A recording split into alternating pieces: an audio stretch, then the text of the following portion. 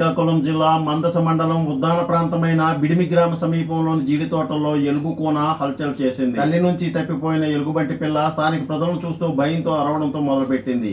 ఇదిలా ఉండగా తల్లి బంటి ఏ క్షణాన ఎవరిపైనైనా దాడి చేస్తోందోనన్న భయాందోళన ప్రజల్లో కనిపిస్తోంది. ఇటీవల పలాస నియోజకవర్గం వజ్రపు కొత్తూరు మండలంలో ఎలుగుబంట్లు నలుగురుపై దాడి చేసి తీవ్ర గాయాల పాలు చేసిన విషయం విదితమే. ఈ నేపథ్యంలో జీడి తోటల్లో ఎలుగుబంటి పిల్ల ప్రత్యేకమవడంతో ఉద్యానవాసులు హడలిపోతున్నారు. అటవీ శాఖ అధికారులు తక్షణ చర్యలు చేపట్టాలని ఇక్కడ ప్రజలు కోరుతున్నారు. సుజ్యోతి స్ఫూర్తి న్యూస్, శ్రీకాకుళం. రాష్ట్ర వ్యాప్తంగా నిరుద్యోగ సమస్యలు పరిష్కరించడంలో ప్రభుత్వం విఫలమైందని మెగా డిఎస్సిని నోటిఫికేషన్ విడుదల చేయాలని కాశీబుగ్గ సిపిఐ పార్టీ ఆఫీసులో పత్రికా సమావేశాన్ని ఏర్పాటు చేసి నాయకులు డిమాండ్ చేశారు. అనంతరం ఏఐవైఎఫ్ రాష్ట్ర సహాయ కార్యదర్శి యుగంధర్, ఏఐవైఎఫ్ జిల్లా ప్రధాన కార్యదర్శి శ్రీనివాసరావు, జిల్లా అధ్యక్షుడు గోరు వాసు మాట్లాడుతూ ఎన్నికల ముందు మెగా డిఎస్సి ఇస్తామని చెప్పి హామీలు ఇచ్చారని, 5 ఏళ్లుగా నిరుద్యోగులకు ఊరించి మెగా మోసం చేశారని వారు ఆరోపించారు. శివజ్యోతి స్ఫూర్తి న్యూస్, శ్రీకాకుళం. రాష్ట్ర వ్యాప్తంగా అన్ని ప్రజా సంఘాలను కలుపుకొని మెగా డిఎస్సి నిర్వహించాలని ధర్నాలు అలాగే రాస్తారోకోలను ప్రతి జిల్లా కేంద్రంలో కూడా ఏర్పాటు చేయడం జరుగుతుంది.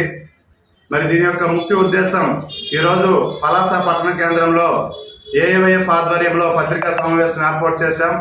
మరి పత్రికా సమావేశం యొక్క ముఖ్య ఉద్దేశం ఏమిటంటే, ఆనాడు పాదయాత్ర చేస్తున్న సందర్భంలో ముఖ్యమంత్రి వైఎస్ జగన్మోహన్ రెడ్డి గారు నిరుద్యోగ సమస్య నేను విన్నాను, నిరుద్యోగ సమస్యను నేను పూర్తి స్థాయిలో ప్రతి ఒక్కరికి కూడా ఉద్యోగ ఉపాధి అవకాశాలు కల్పిస్తానని చెప్పిన జగన్మోహన్ రెడ్డి ఆ రోజు ఆయన 25,000 పైచిలకు మెగా డిఎస్సి పోస్టులు రిలీజ్ చేస్తానని చెప్పిన ముఖ్యమంత్రి ఈ రోజు 6,100 పోస్టులు మాత్రమే రిలీజ్ చేయడము నిరుద్యోగులను పట్టుకోవడం తప్ప ఏ ఉపయోగం లేదు. సమైక్య ఆధ్వర్యంలో పలాస నియోజకవర్గంలో పత్రికా సమావేశం ఏర్పాటు చేయడం జరిగింది. ఈరోజు రాష్ట్ర వ్యాప్తంగా ఖాళీగా ఉన్న మెగా డిఎస్సి ఉద్యోగాలు తీయాలని చెప్పి ప్రభుత్వానికి చాలా సందర్భాల్లో ధర్నాలు రాష్ట్రాలకు చేసినప్పటికీ రాష్ట్ర గవర్నమెంట్ పట్టించుకోలేదు. ఈరోజు మినీ డిఎస్సి పేరు మీద 6,100 ఉద్యోగాలు తీయడం జరిగింది. జంగారెడ్డిగూడెం పట్టణంలో నూతన మున్సిపల్ కార్యాలయం సమీపంలో వేంచేసి ఉన్న శ్రీచక్ర సహిత ముత్యాలమ్మ అమ్మవారి సన్నిధిలో ప్రత్యేక పూజలను, అనంతేశ్వర స్వామి వారి ఉత్సవ విగ్రహానికి విశేష హారతులను, పంచామృత ఏకవార రుద్రాభిషేకాలు నిర్వహించినట్లు ఆలయ నిర్మాణకర్త బగిరిశెట్టి మురళీకృష్ణ, పద్మకుమార్ దంపతులు తెలిపారు. స్వామి స్ఫూర్తి న్యూస్, పశ్చిమ గోదావరి.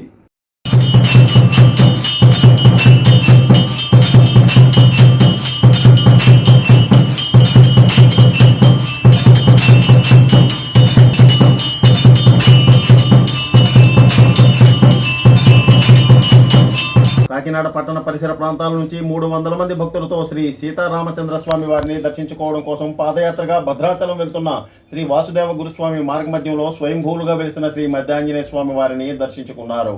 ఈ సందర్భంగా 300 మంది భక్తులకు మధ్యాంజనేయ స్వామి వారి దేవస్థానం అల్పాహారాన్ని, బసను ఏర్పాటు చేసినట్లు ఆ దేవస్థానం కార్యనిర్వహణాధికారి ఆకుల కొండలరావు తెలిపారు. వేకుజామును తిరిగి స్వామివారిని దర్శించుకుని భద్రాచలం స్వామివారిని దర్శించుకునేందుకు వాసుదేవ గురుస్వామి నేతృత్వంలో పయనమైనట్లు ఆలయ ధర్మకర్తల మండలి అధ్యక్షురాలు కేసరి సరిత విజయభాస్కర్ రెడ్డి, దేవస్థానం ఈవో ఆకుల కొండలరావులు తెలిపారు. స్వామి స్ఫూర్తి న్యూస్, పశ్చిమ గోదావరి. ఇక్కడికి విచ్చేసి శ్రీ స్వామివారిని దర్శించిన ప్రతి ఒక్కరికి నేను కోరుకునేది ఏంటంటే, మీరు ఈ యాత్ర పరిపూర్ణంగా భక్తి శ్రద్ధలతో కంప్లీట్ చేసుకుని మీరందరూ కూడా మీ యొక్క గృహాలకి సురక్షంగా వెళ్ళాలని కోరుకుంటూ, మా దేవస్థానం చైర్పర్సన్ గారు, ధర్మకర్తలు, అర్చక స్వాములు, వేద పండితులు అందరూ కలిసి మీకు బాగా మంచి జరగాలని కోరుకుంటున్నాం. చేవలు, పశువులు, మనుషులు అందరూ కూడా వాళ్ళందరూ కూడా ఉద్ధరింపబడాలని ఈ యొక్క పాదయాత్ర శ్రీరామనామంతో 2012లో ప్రారంభించాం. ఇప్పుడు 2024 వచ్చేటప్పటికి 13వ సంవత్సరంగా మేము రావడం జరిగింది. ఆ 5వ రోజు సాయంత్రంగా ఈ ఆలయానికి మధ్య ఆంజనేయ స్వామి వారి ఆలయం దగ్గర రావడం జరిగింది.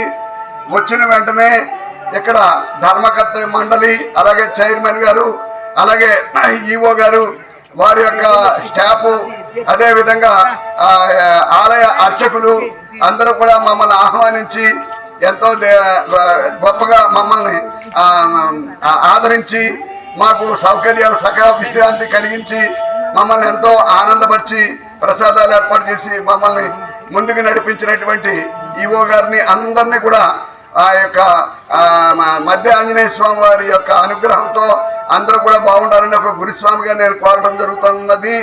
ఇది ఈ శ్రీరామనామం మహామంత్రం, ఇది ఒక తారక మంత్రం. ఈ రామనామ మంత్రాన్ని ఎవరైతే జపిస్తారో వాళ్ళ పాపాలన్నీ కూడా హరించి వాళ్ళు సుఖమైనటువంటి జీవితాన్ని ప్రారంభిస్తారు. ఈ యొక్క పాదయాత్ర అనేటువంటిది భూదేవి పూజ.